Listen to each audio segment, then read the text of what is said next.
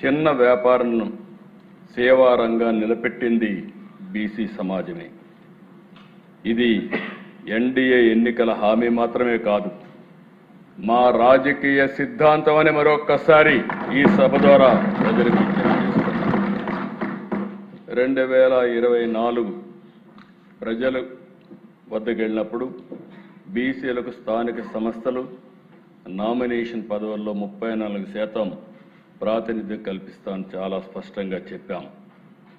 అధికారంలోకి వచ్చిన తర్వాత దాన్ని కార్యాచరణలోకి తీసుకొస్తున్నాం. ఆనాడు చెప్పాం, ఈరోజు నిజం చేయడానికి తప్పకుండా సాధించి నిజం చేస్తామని మరొకసారి మీకు విజ్ఞప్తి చేస్తున్నాం.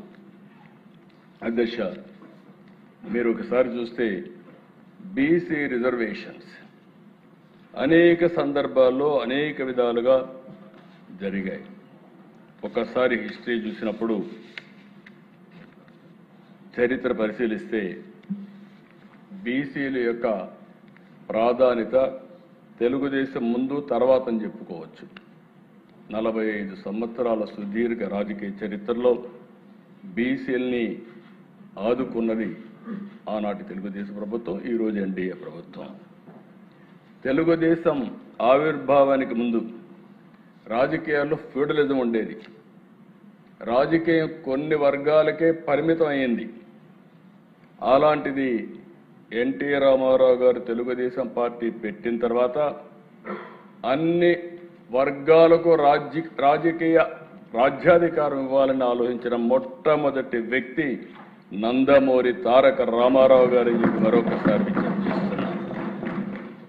ఈరోజు మనం చూసాం లీడర్షిప్, మనం చెప్పుకునే నాయకత్వం, బలమైన బీసీ నేతలు ఎర్రంనాయుడు, యనమల రామకృష్ణుడు, కేఈ కృష్ణమూర్తి, చైర్లో ఉన్నటువంటి ఈనాటి స్పీకర్ అయ్యన్న పాత్రుడు, కళా వెంకట్రావు, తెలంగాణలో ఉండే దేవేంద్ర గౌడ్, ఇలాంటి ప్రముఖ బీసీ నాయకులకు అందరికీ రాజకీయంగా పైకి తీసుకొచ్చిన నాయకుడు నందమూరి తారక రామారావు గారు మీకు తెలియజేస్తున్నారు. బీసీలకు పదవి ఇవ్వడం మాత్రమే కాదు అధ్యక్ష, నాయకత్వం ఇవ్వాలని ఆలోచించిన వ్యక్తి ఎన్టీఆర్. ఒక్క మాటలో చెప్పాలంటే బీసీల సంక్షేమం ఈరోజు కూడా ఎన్డీఏలో మేమందరం కలిసిన తర్వాత పూర్తిగా సహకరించారు. ఈరోజు మీరు చూస్తే ఇది ఎప్పుడు కూడా ఒక అవినాభావ సంబంధంతో బీసీలు తెలుగుదేశం ముందుకు పోయే పరిస్థితి అని చెప్పి కూడా నేను మీకు తెలియజేస్తున్నా.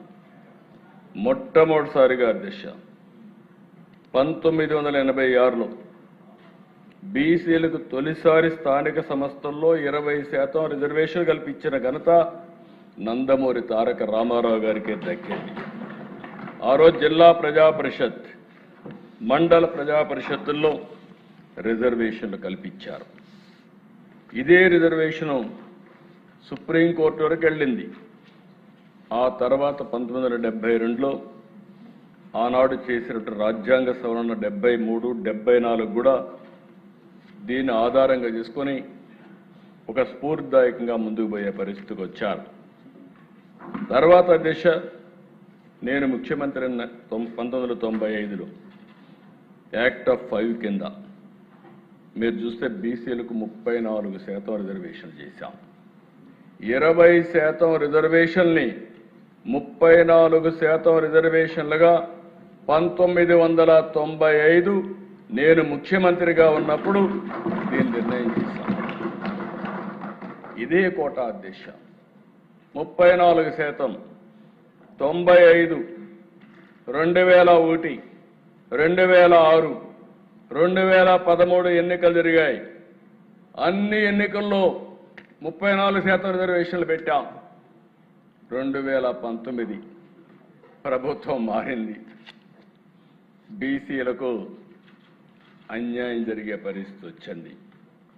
అధ్యక్ష, ఆ రోజు మీరు చూస్తే 2019 జీఓఎంఎస్ నెంబర్ 176 తీసుకొచ్చారు.